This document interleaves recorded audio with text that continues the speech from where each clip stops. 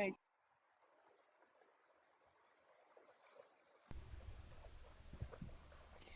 Hello and good day from New Zealand. Today I'm hitting the trails on my wild horse Manny with my border collie Elsa, and it's also the very first time I'm taking Anzac, my 6-month-old golden doodle, along for the ride. In my last episode, I told you about Wild Mercy, the wild horse foal we saved from the slaughter truck. He became my daughter's best friend, and she loved him so much she tattooed his name next to her heart. In this episode, I'm going to tell you about the next wild horse I rescued and what are some of the main things I've learned from saving wild horses.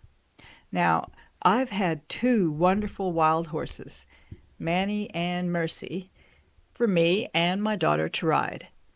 I certainly didn't need a third one, but the first thing I realized was it wasn't all about me and what I needed. From my experience with Mercy, I knew that I was capable of taming a wild horse. Well, a wild horse baby. I had the required strong holding pen. My property had been inspected and approved. I had a written recommendation from my vet. The horse management people had approved me.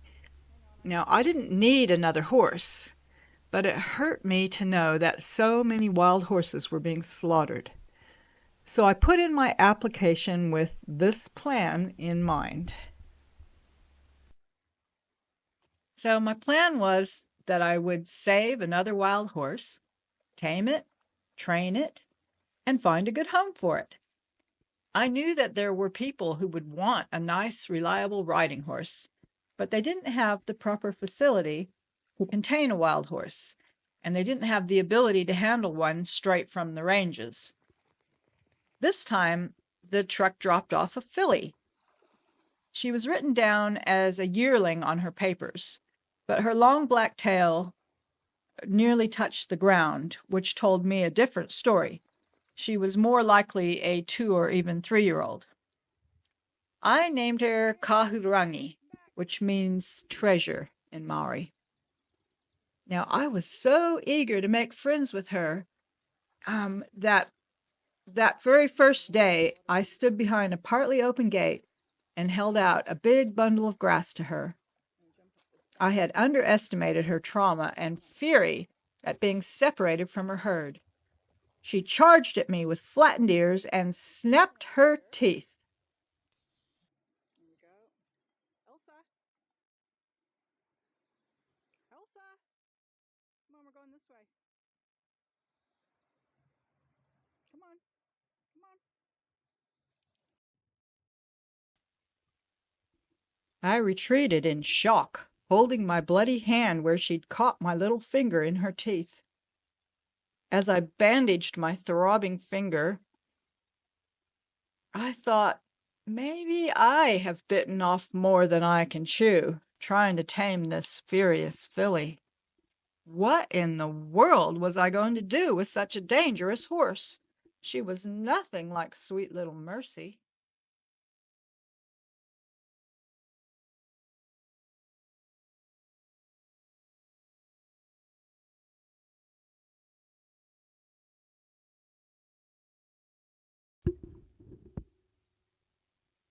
My confidence in my superpowers as a horse whisperer took a huge blow.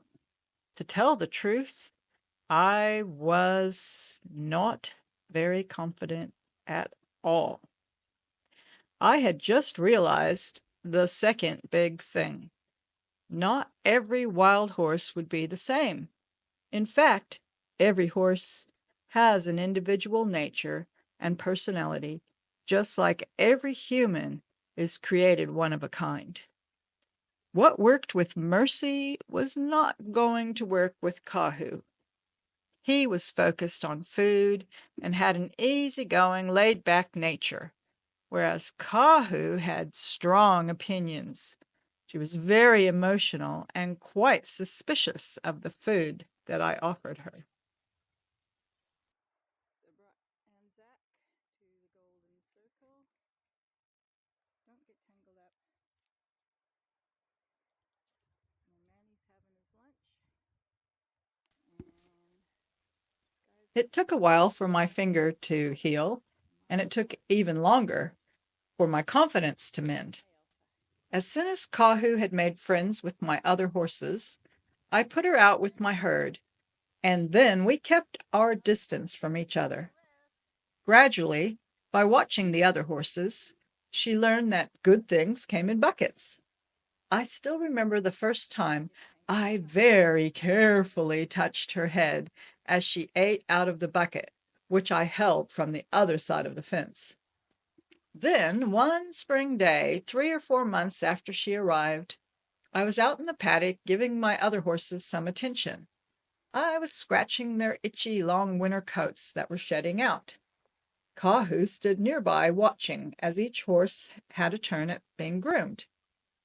I froze when Kahu suddenly backed up towards me. Was she threatening to kick me? It seemed more like she was asking to be scratched. Nervously, I gave her a rub on her hindquarters, ready to leap out of the line of fire if I had misinterpreted her intent. But my vicious wild horse had turned into a love bug. She couldn't get enough of my attention. I scratched her until my fingers couldn't scratch any more. From that day on, Kahu became the most loving, trustworthy horse anybody could wish for.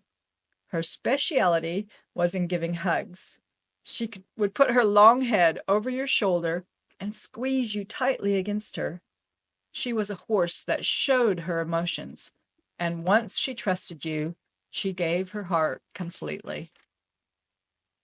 I found her a good home with a teenage girl who often came over to ride her.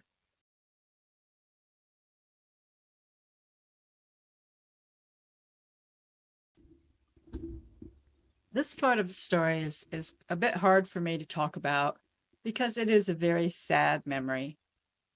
Kahu hadn't been at her new home very long when I got a phone call to say that she'd been badly injured in a trailering accident. The vet was called out to put her to sleep, and all of us who knew and loved her cried our eyes out. Our treasure had returned to heaven on loan for such a short while. Kahu gave so much love during the time she was here on earth, and she taught me many lessons. The first was not to be so quick to judge. We got off on the wrong foot, and I had a bad first impression of her, and I labeled her in my mind as vicious. But after time, my traumatized wild horse showed me what a wonderful, loving, and trusting nature she really had.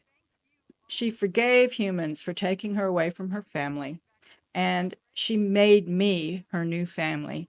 She treated me just like I was part of her herd. Another lesson she taught me was to slow down and take my time. There are some things that just can't be rushed, and building a trusting relationship is something that takes time. I'd like to thank you all for riding along today. Anzac had a wonderful first time out, as you can see, and God willing, we'll have plenty more happy trails together. Bye for now.